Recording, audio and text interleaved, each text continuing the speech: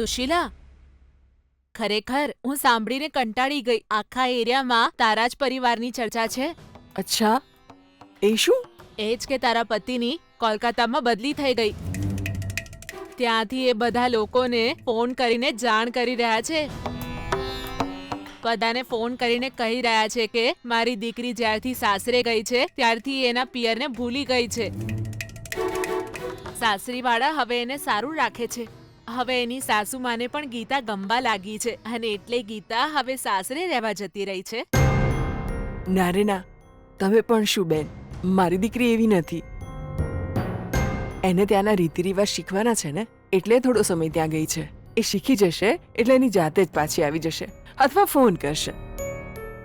અને હા, તમે તો જાણ જ છો ને, કોલકાતામાં એમનું પ્રમોશન થયું છે.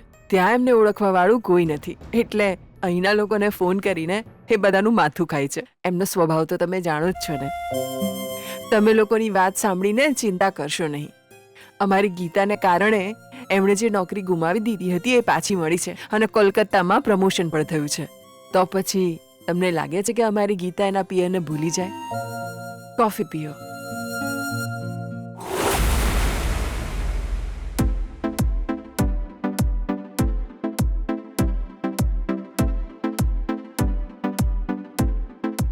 શે, આ તો 2 દિવસ પહેલા જ પહેર્યું હતું. આ તો નહીં જ પહેરું.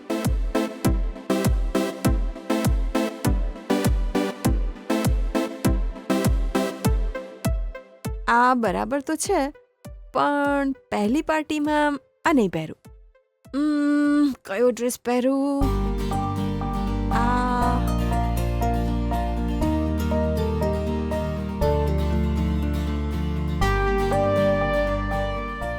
ધીસ ઇઝ ઓકે, બટ અરે આ છે ને, આ મસ્ત લાગશે.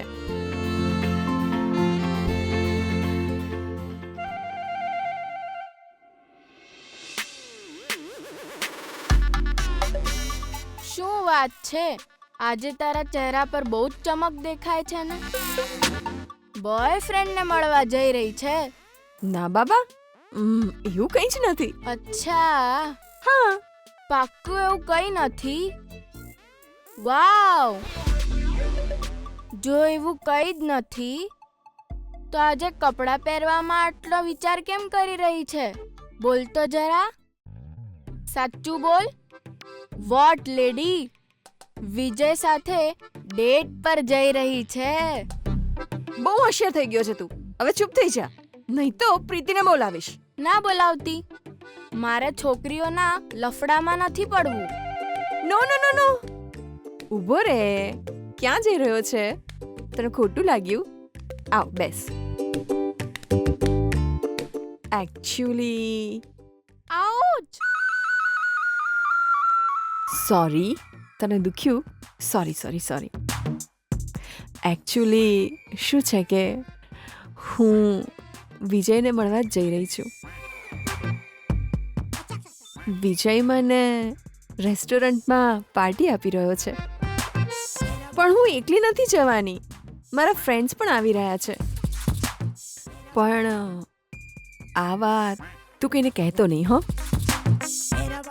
હજુ સુધી વિજયને ખબર નથી કે હું જેની પત્ની બનવાની છું, સમજી ગયો ને? પણ એ મને પસંદ કરે છે, એટલે હું પણ ચૂપચાપ એ કહે છે એમ કરી રહી છું. હા, સસ્પેન્સ લવ સ્ટોરી. હા, મારા માટે પણ આ નવો એક્સપિરિયન્સ છે. જ્યારે એને આ બધું ખબર પડશે ત્યારે સમજાશે કે એણે જેને પસંદ કરી છે અને ભગવાને જે પસંદ કરી છે એ બંને એક જ છે. ઓ મેન્ટલ, આ ભગવાને તમને બંનેને ભેગા કર્યા છે ને?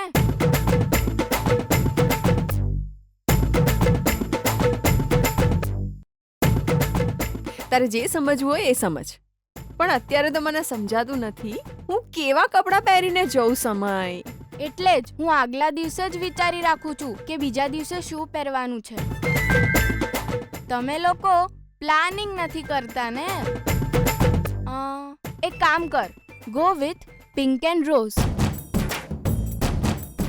આ તો શું કહે છે હે? છોકરાઓને પિંક રંગનો ડ્રેસ ગમે ખરા? કોઈ છોકરી પહેરે તો ગમે જ ને. અચ્છા, એમ કે પાર્ટી કેટલા વાગે છે? 7 વાગે મળવાનું છે અમારે. Okay, have fun.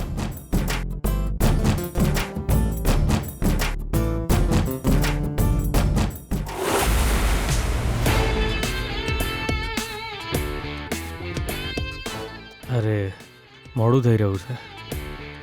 હવે ગીતાને શું કહું? અનન્યાને પાર્ટી આપવાનું વચન આપ્યું છે મેં. ઓહ, મારે પ્રોમિસ નહોતું આપવાનું. જો હું ગીતાને કહીશ કે હું છોકરીને ટ્રીટ આપી રહ્યો છું તો એને ગુસ્સો આવશે. ગીતાને જૂઠું કહેવાનું મન નથી થતું. હવે કરું શું?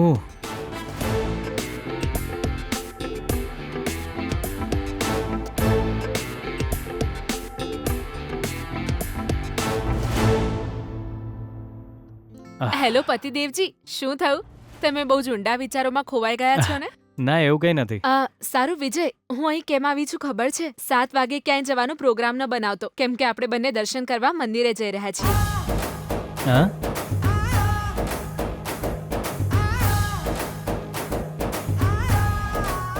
શું 7 વાગે?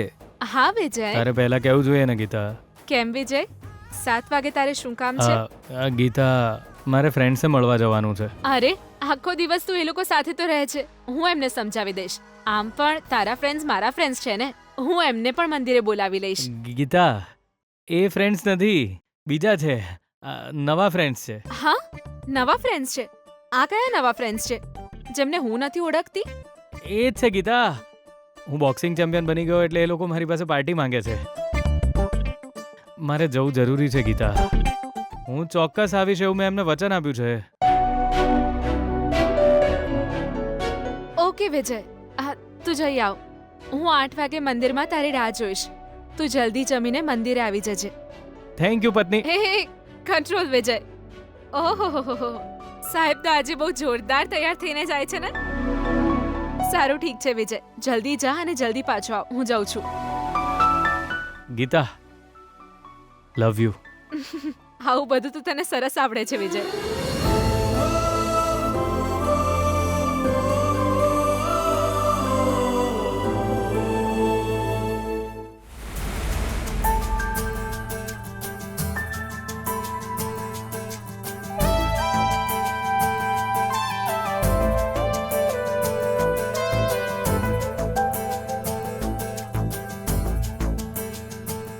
અરે, આ વિજય હજુ સુધી કેમ ના આવ્યો? છોકરીઓ બોલાવે ત્યારે છોકરાઓ 1 કલાક વહેલા આવી જાય, પણ આ વિજય તો જો હજુ સુધી આવ્યો જ નથી. મને તો લાગે છે કે એને તારામાં ઇન્ટરેસ્ટ જ નથી.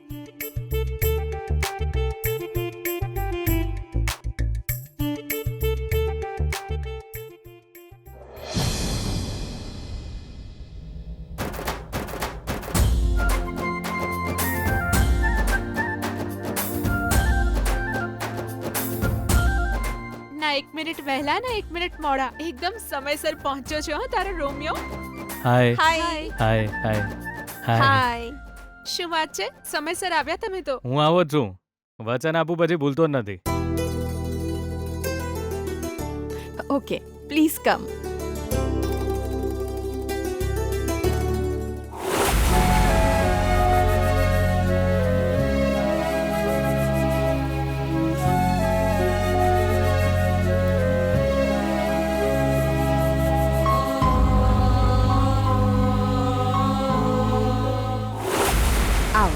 Please come. વાવ, ડેકોરેશન તો બહુ જ સરસ છે. કોનો બર્થડે છે આજે? આપણી ફ્રેન્ડશિપનો. ફ્રેન્ડશિપનો? હા, આજે આપણા બંને વચ્ચે સંબંધની એક નવી શરૂઆત થઈ છે ને, એટલે એક સ્મોલ સેલિબ્રેશન રાખ્યું છે. જો એવું જ હોય તો આ કેક તો પેલા સુપરમાર્કેટમાં કટ કરવી જોઈએ. આપણી ફ્રેન્ડશિપનું આ સેલિબ્રેશન તમે જ શરૂ કરો.